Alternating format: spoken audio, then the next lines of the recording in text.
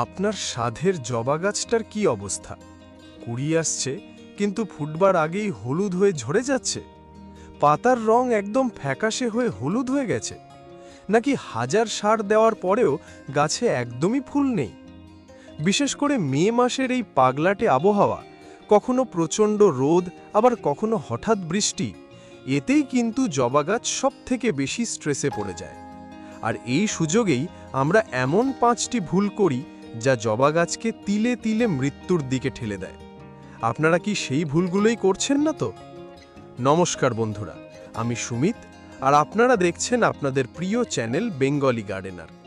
আশা করি এই গরমেও আপনারা সুস্থ আছেন এবং আপনাদের বাগানের প্রত্যেকটি গাছ সুস্থ ও সতেজ আছে।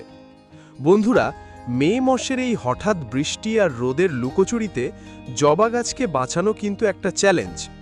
আজকের ভিডিওতে আমি জবা গাছের এমন 5টি ভুলের কথা বলবো যা শুনলে আপনারা চমকে যাবেন।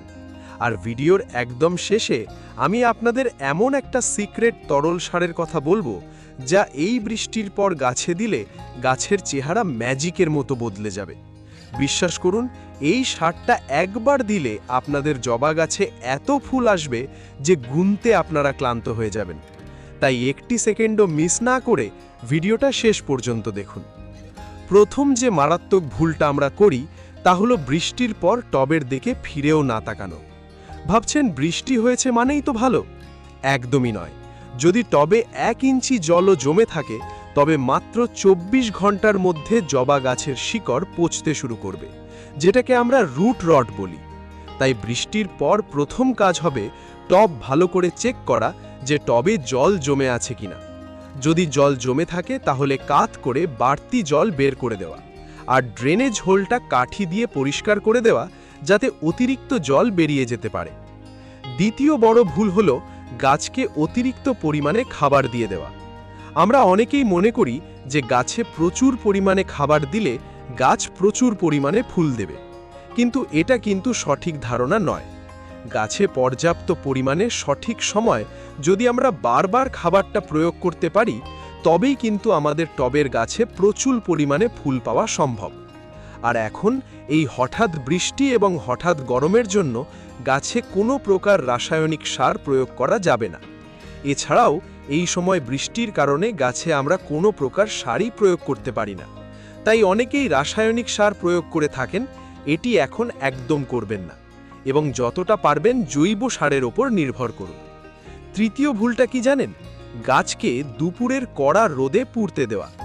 জবা রোদ ভালোবাসে ঠিকই, কিন্তু মে মাসের দুপুর 1টা থেকে 3টের যে আগুন রোদ, সেটা দেশি ভ্যারাইটির গাছগুলো সহ্য করতে পারলেও বিদেশি ভ্যারাইটির গাছগুলো একদমই সহ্য করতে পারে না। তাই চেষ্টা করুন এই সময়টাতে গাছকে কোনো বড় গাছের ছায়ায় বা শেডের নিচে রাখতে, যেমন গ্রিন নেটের নিচে। যদি আপনারা কোনো প্রকার শেডে গাছকে না রাখতে পারেন, তবে আপনারা এইভাবে টবের গোড়ায় মালচিং করে দিতে পারেন আপনাদের ছাদ বাগানের শুকনো পাতা দিয়ে। শুকনো পাতা না থাকলে এর পরিবর্তে আপনারা কোকোপিট অথবা নারকেলের ছোবড়ার টুকরো ব্যবহার করতে পারেন। এতে আপনাদের টবের ময়েশ্চার বজায় থাকবে এবং বারবার গাছে জল প্রয়োগ করতে হবে না। চতুর্থ ভুল হলো পোকামাকড়কে হালকাভাবে নেওয়া। এই ভ্যাপসা গরমে জবা গাছে সাদা সাদা তুলোর মতো মিলিবাগ আর জাব পোকার আক্রমণ দেখা যায়। এছাড়াও বৃষ্টির পর গাছে কিন্তু ফাঙ্গাস অ্যাটাকও দেখা দেয়। এই পোকামাকড় ও ছত্রাকের আক্রমণের কারণেও কিন্তু আপনাদের গাছের কুড়িগুলো হলুদ হয়ে ঝরে যায় এবং পাতাও হলুদ হয়ে যায় এবং গাছের বৃদ্ধি একদম থমকে যায়। এর জন্য একটি ঘরোয়া টিপস হলো আপনাদের প্রত্যেক দিন সকালে গাছটিকে ভালো করে জল দিয়ে তীব্র গতিতে স্প্রে করে স্নান করিয়ে দিতে হবে। এতে কিন্তু গাছে পোকামাকড়ের আক্রমণ অনেকটাই কমে এবং গাছও সবুজ ও সতেজ থাকে। জৈবভাবে সপ্তাহে একবার আপনারা গাছে নিম তেল স্প্রে করবেন।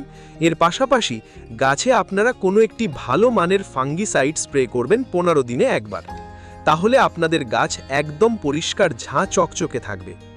আর 5 নম্বর ভুল, গাছের গোড়ার মাটি শক্ত হয়ে থাকা। এতে শেকড় শ্বাস নিতে পারে না। তাই মাঝে মাঝে হালকা করে নিড়ানি দিয়ে মাটি আলগা করে দেবেন। এটা আপনারা মাসে 1 থেকে 2 বার আপনাদের গাছে করতে পারেন এবং বৃষ্টির পরেই দেখবেন আপনাদের গাছের মাটিতে প্রচুর পরিমাণে আগাছা জন্মায়, কারণ বৃষ্টির জলে থাকে প্রচুর পরিমাণে নাইট্রোজেন।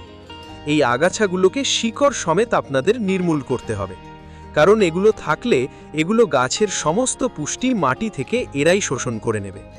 এই 5টি ভুল আপনারা কিন্তু একদমই আপনাদের গাছে করবেন না। এর ফলে আপনারাও কিন্তু আপনাদের গাছ থেকে প্রচুর পরিমাণে ফুল নিতে পারবেন, এবং এর পাশাপাশি গাছে আপনাদের সঠিকভাবে জল প্রয়োগটা করতে হবে, কারণ এখন হঠাৎই বৃষ্টি হচ্ছে, তাই আপনারা বুঝে গাছে জল প্রয়োগ করবেন। টবের মাটির উপরিভাগ অনুভব করবেন। যখন দেখবেন 1 থেকে 2 ইঞ্চি মাটি খটখটে শুকনো হয়ে গেছে, তখনই গাছে জল প্রয়োগ করবেন। দুপুরের কড়া রোদে টবের মাটিকে কোনোভাবেই জল প্রয়োগ করবেন না। সকালবেলা এবং বিকেলবেলা গাছকে ভালোভাবে স্নান করিয়ে দেবেন। আপনাদের আরেকটি গুরুত্বপূর্ণ টিপসের কথা বলি, যাদের গাছে ফুল ফুটছে কিন্তু পরিমাণে কম, তারা অবশ্যই কিন্তু ফুল ফুটে যাওয়ার পর সেই ফুলগুলোকে তুলে ফেলবেন, না হলে গাছ কিন্তু সেই ফুলগুলোকে ঝরাতে অতিরিক্ত শক্তি ব্যয় করবে। এই ফুলগুলো তুলে নেওয়ার ফলে গাছে যেরকম নতুন ফুল আসার প্রবণতা বাড়বে, সেরকমই গাছে নতুন নতুন ডাল ছাড়বে। আর যদি দেখেন আপনাদের ডালে একদমই কুঁড়ি নেই, তখন আপনারা উপরের ডগা থেকে অল্প একটু করে কেটে দিতে পারেন। এটিকে বলে পিঞ্চিং। এর ফলে আপনাদের গাছে আরও নতুন ডাল বেরোবে, এবং যত নতুন ডাল বেরোবে তত কিন্তু গাছে কুঁড়ি আসবে এবং কুঁড়ির সংখ্যা বাড়বে। বৃষ্টির পরপরই আমরা আমাদের গাছে কি এমন খাবার প্রয়োগ করতে পারবো, সেটাই চলো দেখে নেওয়া যাক। আজ যদি আপনারা এই ভিডিওটি দেখে থাকেন, তাহলে অবশ্যই ভিডিওটিকে সেভ করে রাখুন, কারণ এই খাবারটি আপনাদের গাছে প্রচুর পরিমাণে ফুল এনে দেবে, আর আপনারাই অবাক হয়ে যাবেন। এবার আসি সেই ম্যাজিক সারের কথায়, যা আমি নিজে আমার বাগানে ব্যবহার করি। এটা প্রায় বিনামূল্যেই আমরা একদম আমাদের রান্নাঘরের জিনিস দিয়েই কিন্তু আমরা এটি তৈরি করতে পারবো। এর জন্য আমাদের নিতে হবে পেঁয়াজ। গোটা পেঁয়াজ নয় বন্ধুরা, শুধুমাত্র পেঁয়াজের খোসা। আমাদের রান্নাঘরের ফেলে দেওয়া 5-6টা পেঁয়াজের খোসা নিয়ে নিন।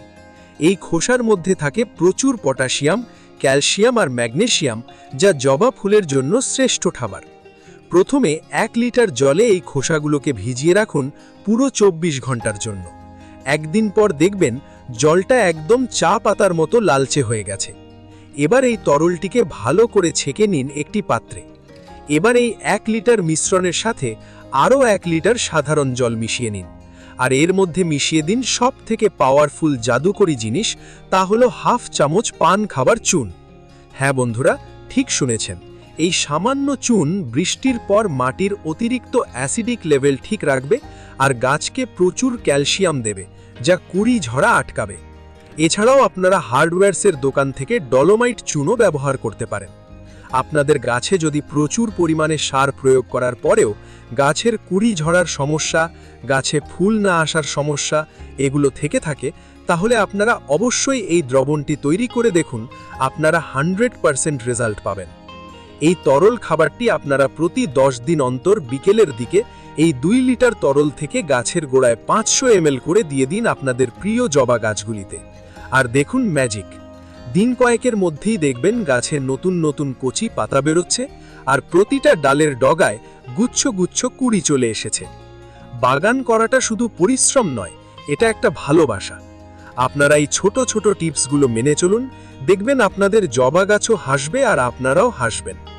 ভিডিওটা যদি আপনাদের এতটুকুও উপকারে আসে, তবে ঝটপট একটা লাইক দিয়ে দিন আর কমেন্টে জানান আপনাদের জবা গাছে এখন ফুল আসছে কিনা। বাগানপ্রেমী বন্ধুদের সাথে ভিডিওটা শেয়ার করুন আর চ্যানেলটা সাবস্ক্রাইব করে পাশের বেল আইকনটি প্রেস করুন, যাতে সবার আগে আমার ভিডিওগুলি পৌঁছে যায়। আজ তবে আসি, দেখা হচ্ছে ঠিক পরের ভিডিওতে। সবাই খুব ভালো থাকুন, সুস্থ থাকুন এবং এভাবেই গাছ করতে থাকুন। ধন্যবাদ।